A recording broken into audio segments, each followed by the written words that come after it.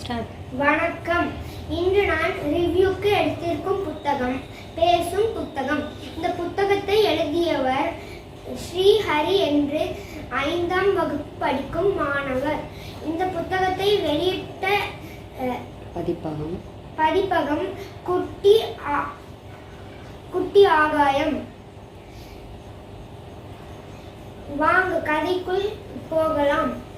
ஒரு நாள் சூர்யா என்கிற சிறுவனின் அப்பா ஒரு புத்தகம் வாங்கிட்டு வந்து கொடுத்தார். அன்று இரவு உணவு உண்ற பின் அவன் அறைக்கு சென்று அந்த புத்தகத்தை பார்த்தான். அதில் ஒரு எழுத்தும் இல்லை. வாய் போன்ற படம் இருந்தது. அதை மெதுவாக தொட்டு பார்த்தான். அது கதை சொல்ல ஆரம்பித்தது. சூர்யாவுக்கு ஆச்சரியம். தினமும் அவன் உணவு உண்ற பின் 3 கதைகள் தினமும் கேட்பான்.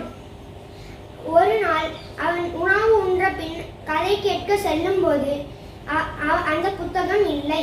அவன் வீடு முழுவதும் தேடி பார்த்தான். அந்த புத்தகம் கிடைக்கவில்லை. அதன் பின் அவன் உறங்கினான். தூக்கத்தில் ஒரு கனவு வந்தது. அந்த கனவில் ஒரு புத்தகம் நான் உன் நண்பனின் வீட்டில் இருக்கிறேன் என்று சொன்னது.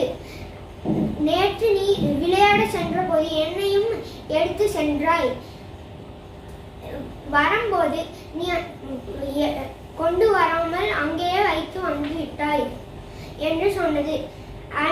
அடுத்த நாள் காலையில் அவன் நேரத்துக்கு எழுந்துவிட்டு அவன் நண்பனின் வீட்டுக்கு போய் புத்தகத்தை வாங்கி வந்தான். அதன் பின் அவன் கதை கேட்டு முடித்துவிட்டு அவன் புத்தகத்தை தொலைக்காமல் வைத்து விட்டான். நன்றி.